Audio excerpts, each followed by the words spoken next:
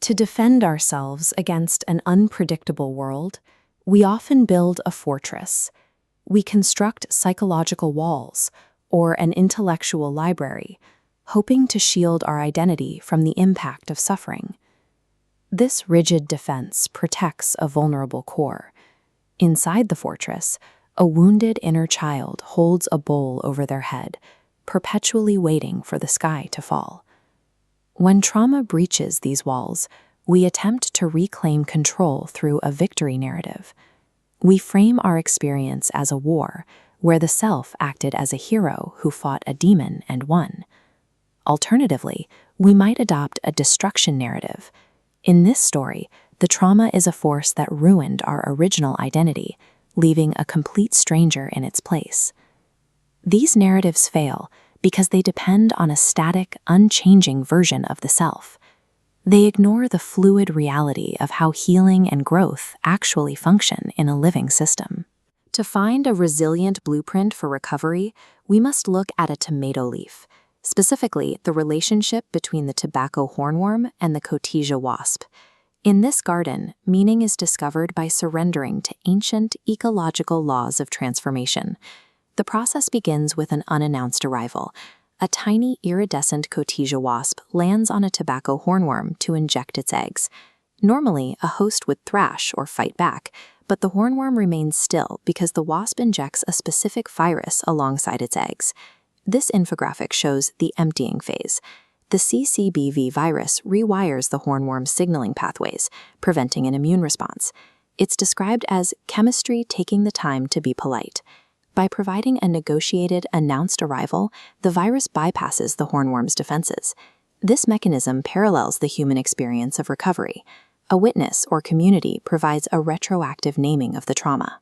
This announcement signals to our own nervous system that the alarm bells can finally lower.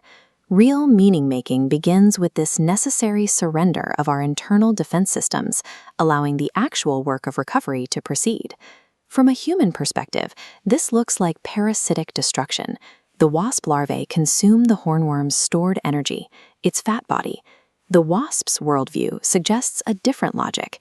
The hornworm's stored summer energy is being actively translated into the muscle that will beat the wasp's wings. The host becomes a biological doorway, a vessel through which new life completes its flight.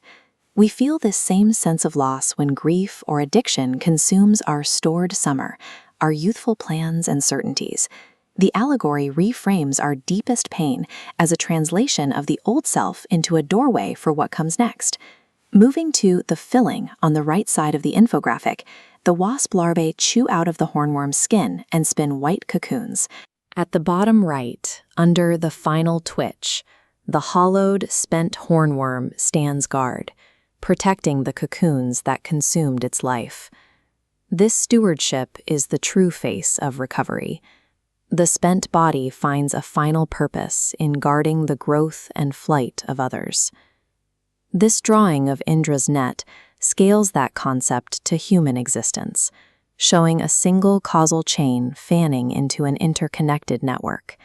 Here, every action ripples across multiple crossing chains, making it structurally impossible to trace the ultimate outcome of any single action. We are embedded in this chain, always transmitting our choices into the field around us. Our only point of agency is the intention we transmit through our inevitable link. In many traditions, this is called metta, or loving kindness. We have always been doorways in an endless network. Our deepest meaning is made when we finally consent to be the continuing chord.